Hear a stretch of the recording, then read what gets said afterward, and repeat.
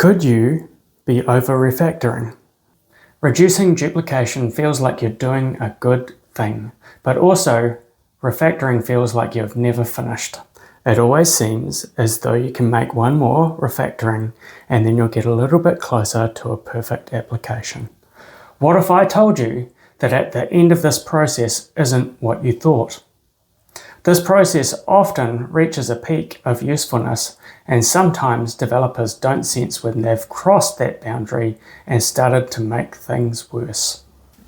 If you take software reuse to its logical conclusion, you may end up with a set of completely reusable components that are unable to be used on their own. Instead, you've put all your logic into configuration, and that configuration still needs to be tested and validated and still needs to capture the problem domain. An example of this is a general purpose interpreter. Think about it. This is a completely reusable piece of software which can do anything. But another way of thinking about this is that it does nothing of substance on its own, and instead the program running in the interpreter does the work.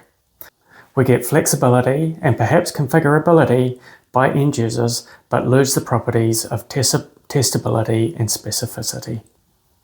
A happier middle ground is that we implement a set of domain-specific representations and framework types or methods that allow us to express those succinctly. So next time you feel the need to refactor something away, ask yourself, am I improving the expressiveness and design of this? Is it clearer? Or am I just rubbing my navel? Here are some things that I've seen. Switch or select statements broken down to individual classes.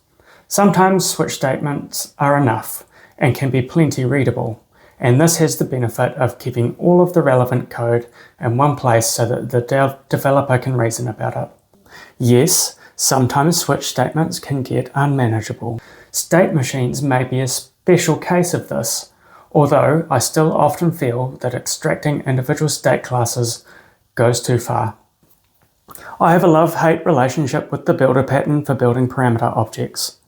Usually, the plumbing for this is well in excess of a naked new with property values.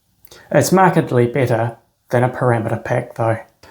I once saw two distinct methods with different parameters and different return types merged together for absolutely no benefit. And anywhere you end up with more code rather than less, unless you expect to get a lot of reuse out of it.